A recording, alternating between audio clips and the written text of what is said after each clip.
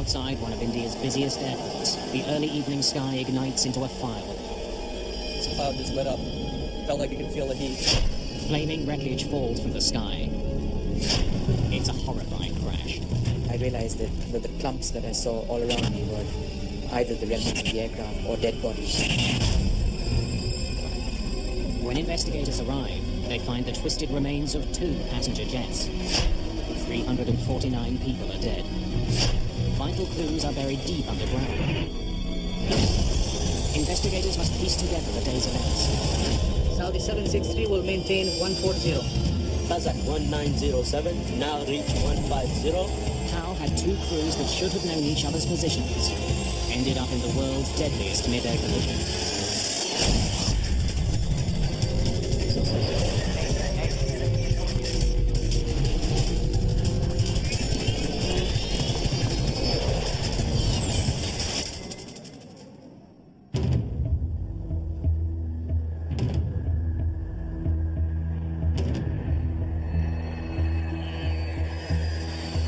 Indira Gandhi International Airport, New Delhi. A gateway to India.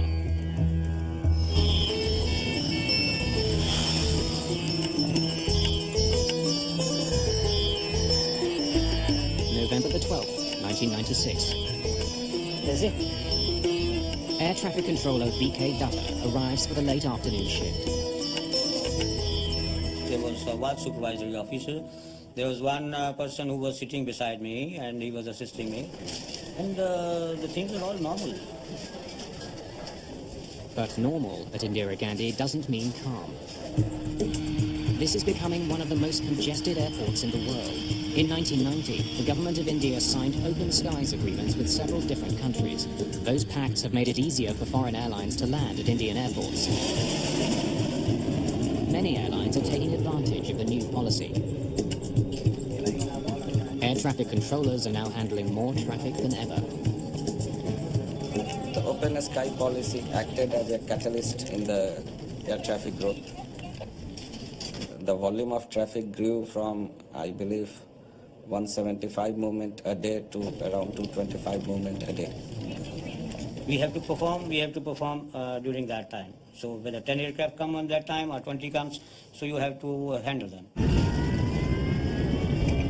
Just past 6 o'clock, Saudi Arabian Airlines Flight 763 takes off into the sunset.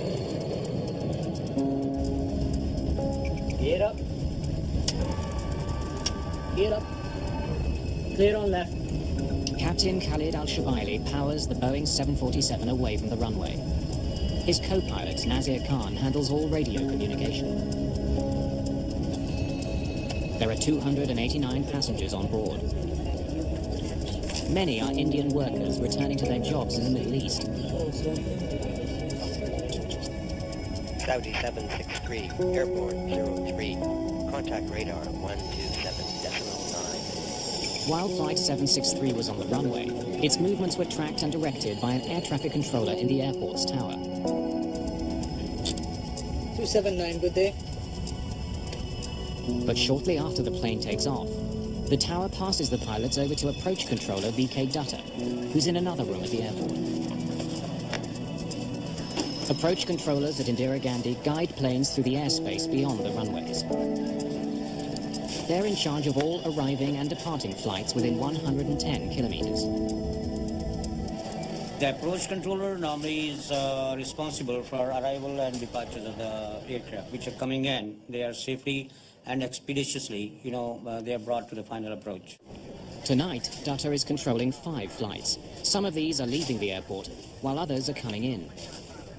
His task is to keep those planes spaced safely apart, but not so far apart as to cause any delays. There's a continuous coordination with the tower who handles the ground traffic. So he would tell approach controller that this fellow is ready, and he is to be accommodated between these 2 flights. So that kind of dynamics we do. We were doing at that time. Saudi 763 approaching flight level 100. Roger, climb flight level 140. Clear to climb 140, Saudi 763. This evening, a United States Air Force cargo plane is coming in for a landing. even though it's an Air Force jet, this flight is Dutter's responsibility. I think we probably had 3 or 4 back and forths with the controller where he was verifying our altitude or checking on our altitude, telling us about other traffic in the vicinity. Saudi 763 approaching 140 for higher. Saudi Flight 763 reaches its last assigned altitude of 14,000 feet. The pilots request permission to fly higher. Roger, maintain flight level 140. Stand by for higher. In order to coordinate incoming and outgoing traffic, Dutter wants the Saudi flight to stop climbing. Saudi 763 will maintain 140. Dutter is concerned with another plane, now flying east for a landing at Indira Gandhi Airport. It's a passenger jet operated by Kazakhstan Airlines. The Ilyushin 76 is a massive Russian plane. Originally built for the military, a modified version is now widely used as a commercial airliner. Dutter wants it to pass over top of the Saudi flight before landing. After that, he'll let the Saudis continue their climb. They were supposed to cross maintaining 1,000 feet of separation. Kazakh 1907, now reaching 150. 46 miles from Delta Papa November. Roger, maintain flight level 150. Identify traffic 12 o'clock reciprocal. Saudi Boeing 747. Dutter doesn't want the Kazakh flight to be surprised to see the Saudi jet. Since planes don't have radar to track other aircraft, they rely on controllers to warn them about other planes nearby. Maintaining 150, Kazakh 1907 will report. How many miles? All pilots tuned to the approach control radio frequency are able to hear one another as they communicate with the ground. How many miles? 8 miles now. It was strictly visual and trying to pick up on the radios where everyone else is at and what they're up to. Traffic is at 8 miles, level 140. Suddenly, a massive explosion shatters the evening's calm.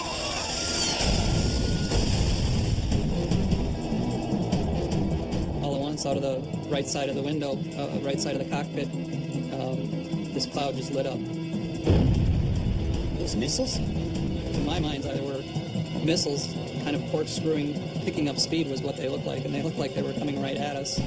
We actually started veering the aircraft away before it became apparent that they weren't coming at us.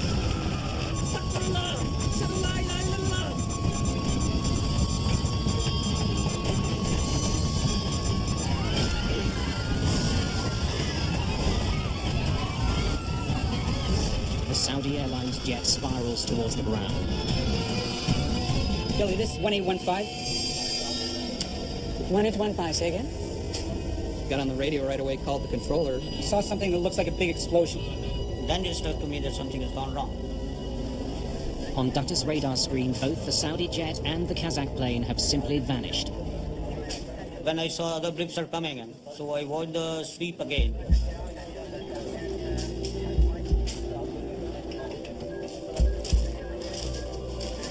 But they were not there at all.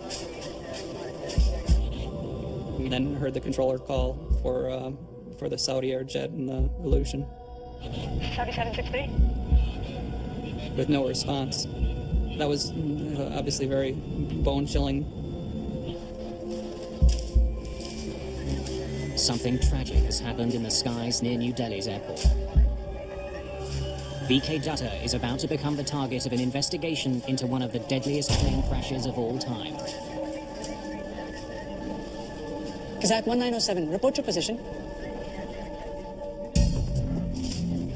At New Delhi's airport, a sense of dread is growing. 2 planes have vanished from approach control's radar. The worst nightmare an air traffic controller has us in the median bodies. Saudi 763? Together, the 2 missing planes were carrying 349 people. Kazakh 1907, report position. I gave 1 or 2 calls to Kazakh or Saudi. Saudi 763? I forward how many kids I have, where my wife is, whom I am related to.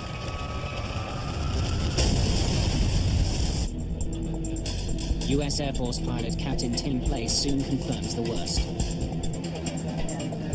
No, is it 1815? 1815. What did you see? 2 distinct fires on the ground. 2 fires on the ground. Confirm? Sure. Roger. My senior came to me, so I told him the accident happened. I told people who were to do search and rescue that the aircraft have crashed at 40 nautical miles west of Delhi. 2 planes have gone down over Chaki Dadri. Chaki Dadri is a town 65 kilometers west of New Delhi.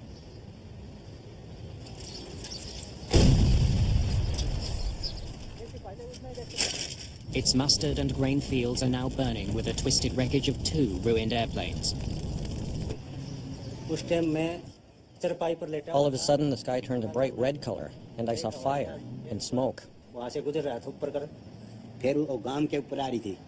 One plane started to come towards us. There was fire, and parts of the plane were flying everywhere. People were running. The plane's engine broke off, and the plane started to spin out of control and fell into the field.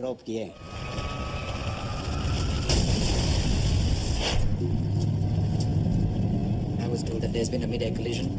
Apparently there's a jumbo jet which may be involved, and why don't you just head out? There was this adrenaline rush in that sense. I was very new in the business, and I knew I had to get that story. Vishnu Som is assigned to report on the crash for New Delhi television. He arrives in the darkness of night a few hours after the crash. We parked our vehicle on the side of the road, and it was, there was a fair bit of moonlight. He and his cameraman are one of the first media crews to arrive on the scene. Hey, turn off the light. Don't want to attract attention. Police have likely cordoned off the area. I stepped onto the field, and I thought it was a fallow field. Nothing was growing over there because it was just sand. And because it was dark and our only visual reference was the moonlight, we just sort of kept going. And then I remember seeing clumps around me, just these little piles on all sides. And because there wasn't enough light, I didn't know what exactly it was. And then I stopped because I said, something's terribly wrong over here. Turn on your light. Turn on your light. I realized that the clumps that I saw all around me were either the remnants of the aircraft or dead bodies. There was a tree just maybe 15 feet away from me, to my right. There was this burnt corpse on that tree, and that's an image which comes back and continues to haunt me even after so many years.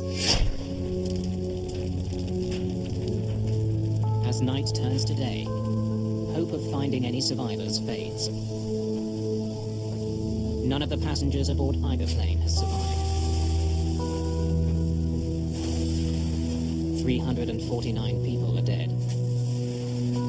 It's the worst mid-air collision of all time. News of the crash spreads around the world. What remains clear is that there was more than one set of factors that might have resulted in the collision. We have 2 very separate wreckage fields. Captain KPS Nair is one of the first investigators on the scene.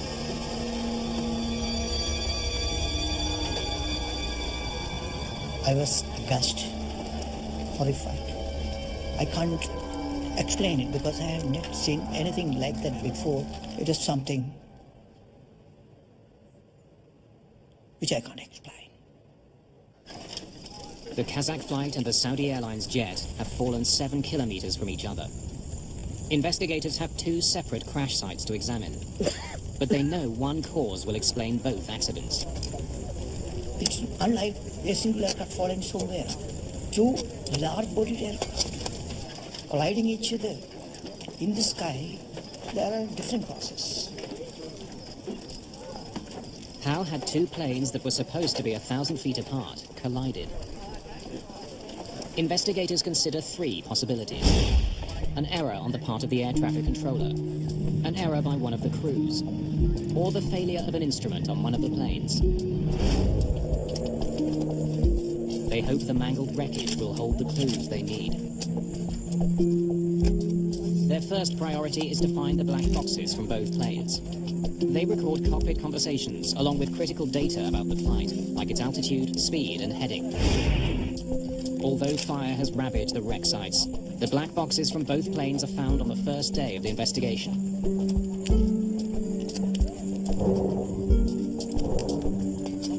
But for the moment, they hold their secrets. It will take several months for experts to extract data from the recorders. In the meantime, investigators focus on conversations between the two planes and the air traffic controller. In this particular case, we had the evidence of the ATC transcript. Without onboard radar, the planes around Delhi's airport rely on air traffic controllers to guide them. VK Datta comes under enormous pressure. Did he make mistakes that caused the worst mid-air collision ever? Those times were bad. These media people, they crowd forward.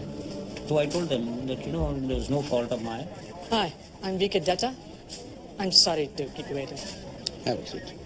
Investigators want to know everything that Datta did on the night of the crash. Was traffic heavy? Evenings are always busy. Datta's radar doesn't track a plane's altitude. Instead, controllers in New Delhi write a plane's last reported position on a strip of paper. The strips are continually updated.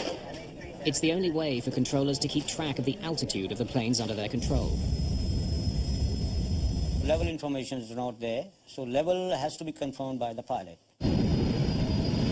Kazakh 1907. Now reaching 150. Air traffic controllers can only know a plane's altitude when the pilots report it. Are these your notes? Yes, sir. This is the Kazakh one, and this is the Saudi one. Investigators learned that Datta was in charge of 5 flights at the time of the accident, and that the Saudi and Kazakh flights were flying in opposite directions of the same aerial pathway. The area that Datta manages is divided into a network of air corridors. Controllers use them to channel flights in and out of the airport. But many of the corridors are used for military flights.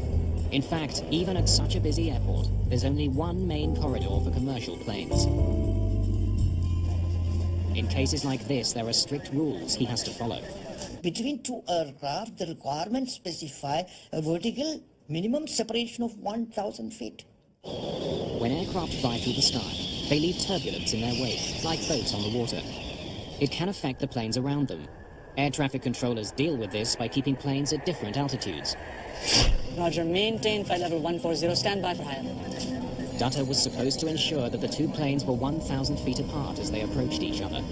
He planned to do what he'd done many times before, have the incoming plane pass 1,000 feet over top of the outbound plane. It was a routine procedure, but somehow the two planes had ended up on a collision course. One of the two planes was not where it should have been.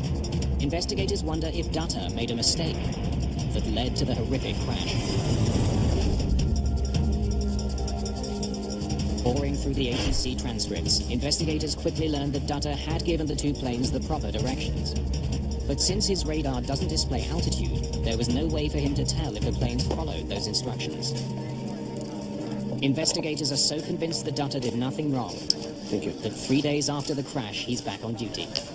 Then my family and other people heard this. There was a little sigh of relief that, our guy is safe.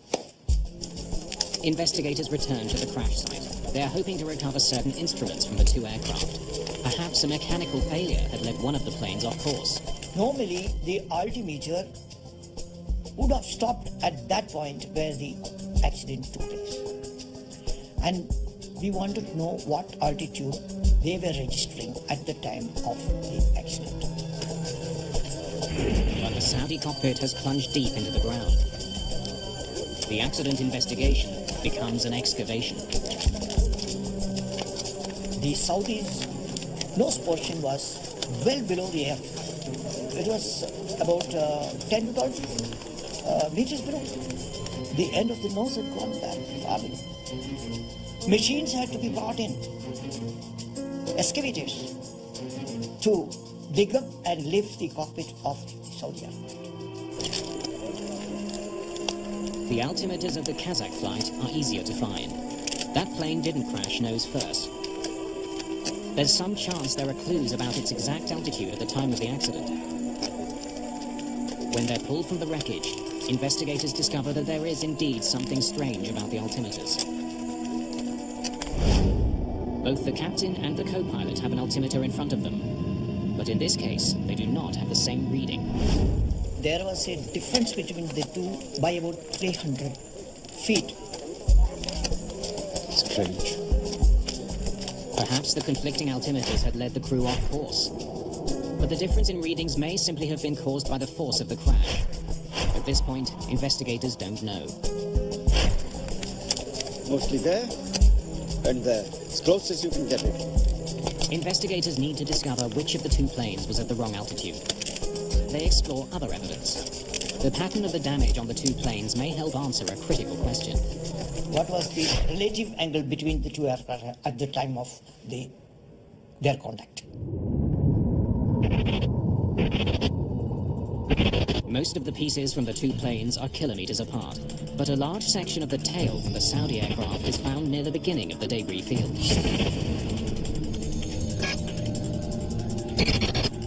This suggests it was one of the first pieces to come off that plane.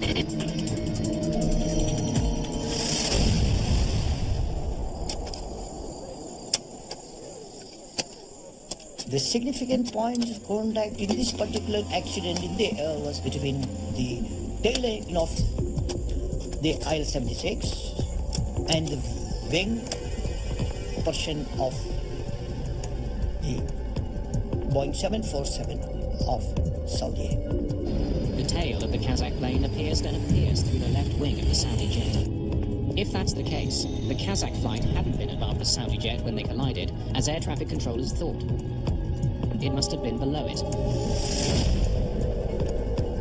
It's a puzzling discovery that adds to the mystery. Investigators still don't know which plane was in the wrong airspace. What they do know is that once the two planes hit, there was no hope for either crew. After hitting the other plane's wing, the Kazakh plane's tail tore through the horizontal stabilizer at the rear of the Saudi 747. 5.5 meters of it is torn off.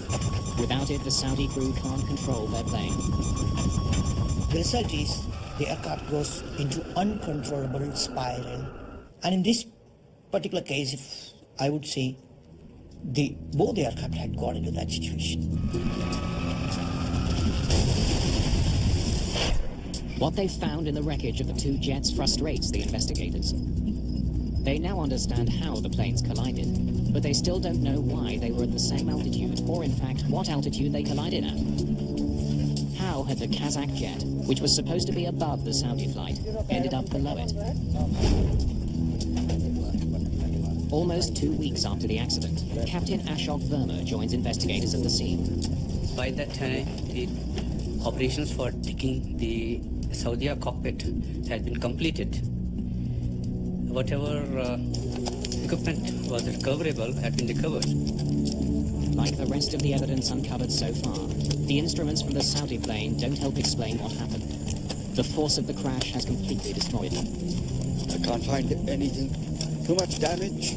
I agree. Look at this. We could hardly find any useful material. With the disappointing discovery, investigators are forced to move on. They've learned all they can at the crash site. The case now depends on what they can find out from the black boxes. Investigators hope that somewhere on the cockpit recordings or buried in the flight data are the clues they need. Where were the planes when they collided? And how had they ended up on a deadly collision course? Get to the 150! This is the 140!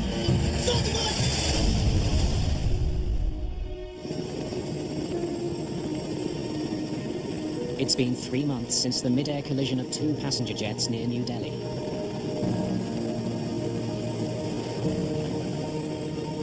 Investigators have been frustrated by a lack of conclusive evidence. They hope the plane's black boxes will help them solve the case.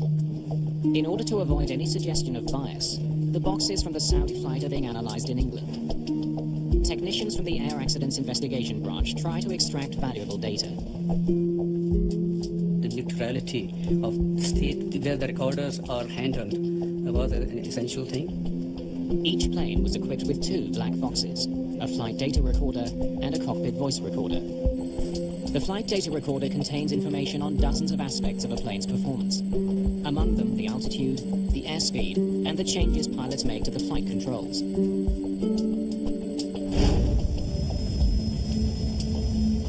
cockpit voice recorder picks up all the conversations in the cockpit. 279, good day.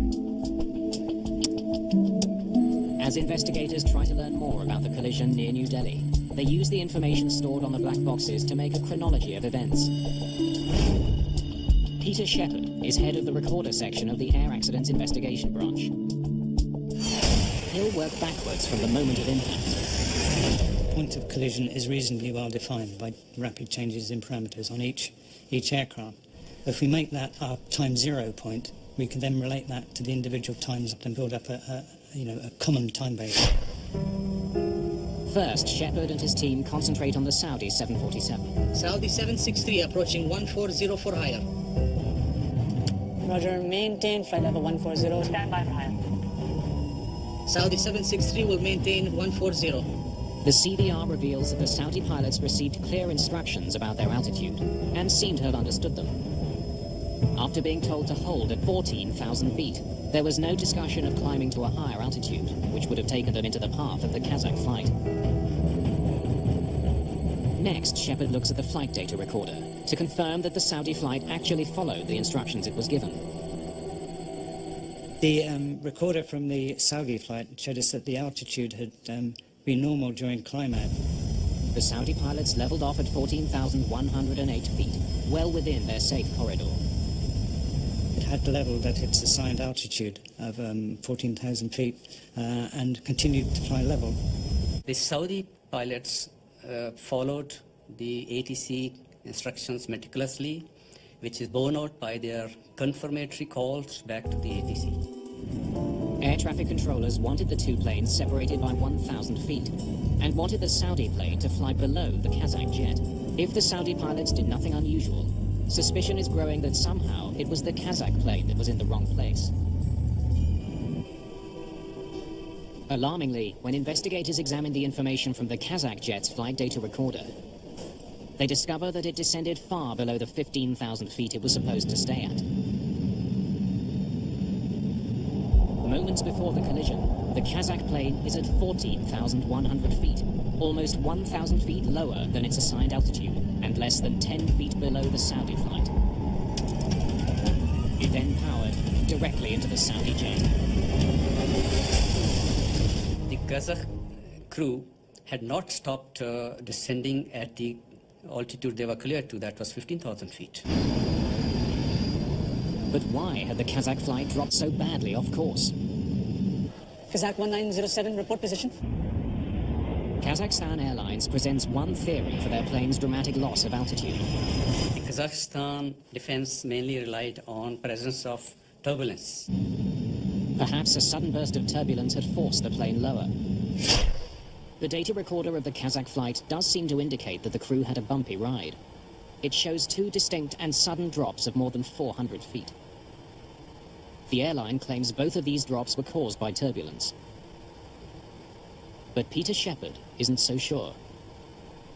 When we saw the jumps of 250, 500 feet, our initial response was that these can't be right. I mean, it was the rate at which they changed was beyond that an aircraft could actually perform. What else could cause the plane to drop so quickly? Or at least seem to drop so quickly? Shepard searches for an explanation. We tried to resolve the inaccuracies in the Kazakh recording by looking at the other parameters that were recorded and trying to derive altitude using these other recordings. It's intricate math. By using information including the speed and rate of descent from the flight data recorder, Shepard determines that the plane was on a steady downward approach. The reason for the apparent sharp drops is simple. Shepard learns that the sensor that sends altitude information to the flight data recorder was faulty. It would stick and temporarily stop sending information. When it got unstuck, it would wrongly appear as though the plane had lost considerable altitude. It's as if there was a bit of glue on one area and it stuck in that. And eventually the altitude changed so much, the force on it made it jump again, and it stuck there for a little while. Investigators can now conclusively dismiss turbulence as a factor in the collision. So there's no sudden descent?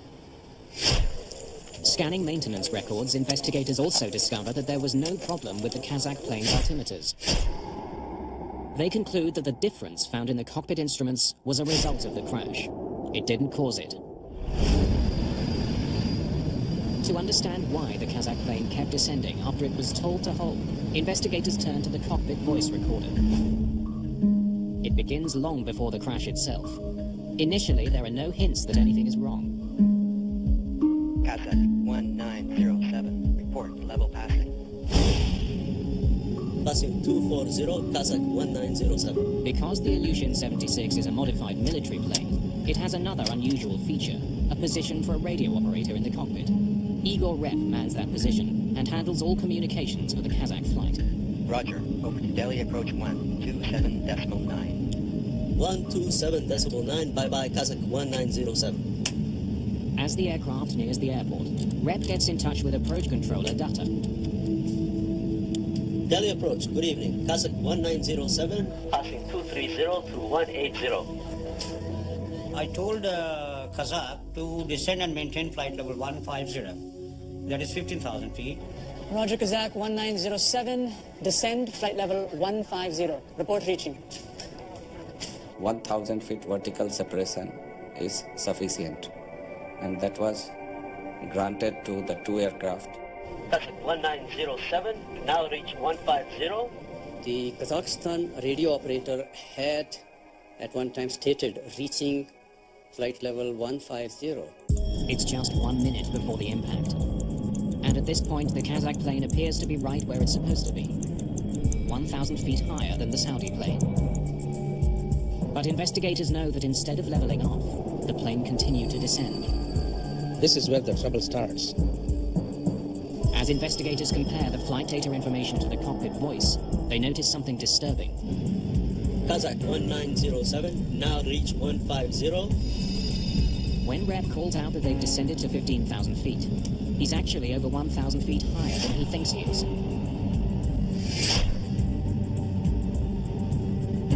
Investigators wonder how he could make such an enormous mistake. Why would he say he was at 15,000 feet, when in fact he was at 16,000? They consider the layout of the cockpit. A radio operator does not have its independent altimeter. There are two metric altimeters fitted in front of, one each in front of the pilots. With some effort, the radio operator could also see this. Whatever the reason, Rep is mistaken about his plane's height, and he's the only one in contact with the ground. Despite being told to remain at 15,000 feet, the plane continues to descend. As it does, Dutta issues a warning to the Kazakh pilots. Identified traffic, Bravo Corp reciprocal, Saudi Boeing 747 and 10 miles. Likely to cross another 5 miles. Report if in sight. He tells them to watch out for the Saudi flight, but the Kazakh jet just keeps flying lower. Head. Ahead. Just before the crash, Igor Rep seems to have recognized that the plane is now flying dangerously low. But his warning doesn't come in time. Keep the 150. Do not descend. Accelerate, on you. The cockpit voice recorder proves what investigators found in the flight data. At the time of the crash, the Kazakh jet was trying desperately to get back on course. Get to the 150. But investigators are still puzzled. Why had the Kazakh plane kept descending? After ruling out controller's error, ruling out the mechanical failure, you have to go further into details of human behavior during the operation of a flight.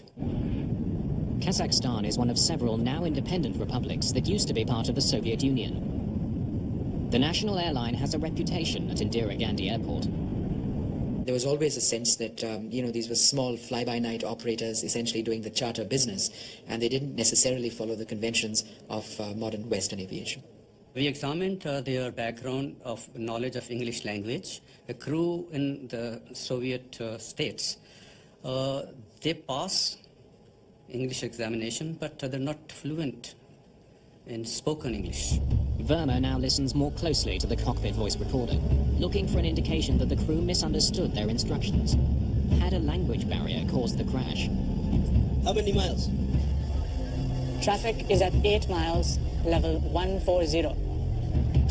Did the Kazakh pilots confuse their own altitude with that allocated to the Saudi aircraft. Report, 8 miles.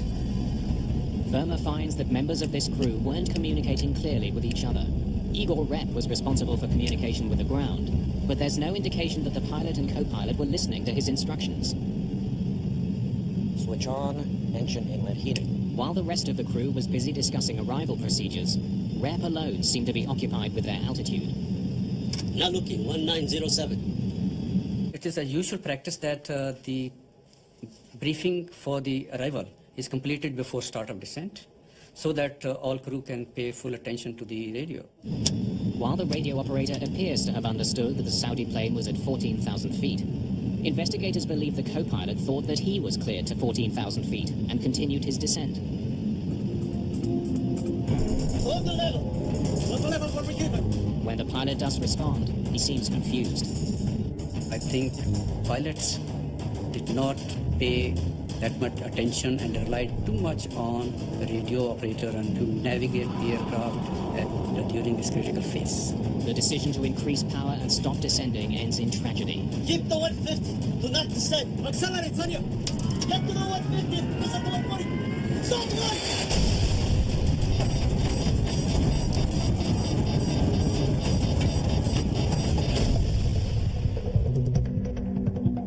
The final report points a finger squarely at the crew of the Kazakh plane.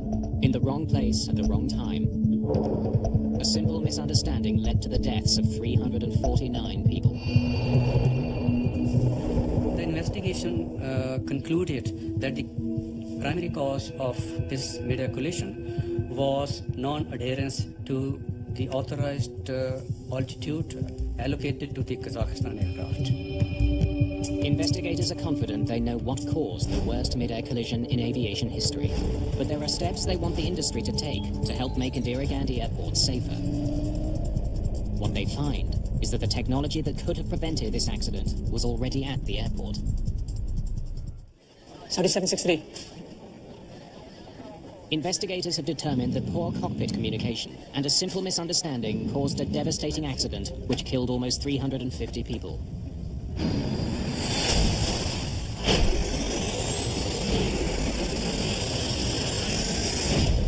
But technology existed that could have helped avoid this accident.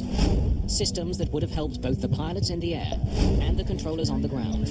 Investigators are especially critical of the radar that was being used in New Delhi. Air traffic controllers did rely on fairly outdated technology at that stage. There wasn't any secondary radar available at Delhi Airport. There was only an old primary radar. Primary radar sends out radio signals to locate airplanes in the sky. The signal bounces off the plane and back to a dish on the ground. It reads a plane's position, but not its altitude. The primary radar gives you 2D picture. Secondary radar works differently. A transponder aboard an aircraft sends a message to the ground with key information about the flight, including its altitude. Saudi 763 approaching flight level 100. Roger, climb, flight level 140.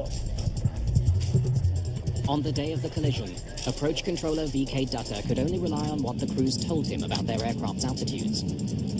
Kazakh 1907. Now reach 150. The Kazakh radio operator said that they were flying at 15,000 feet, but Dutta had no way to confirm that. If he had known the Kazakh flight's actual altitude, he could have diverted the Saudi flight from its path.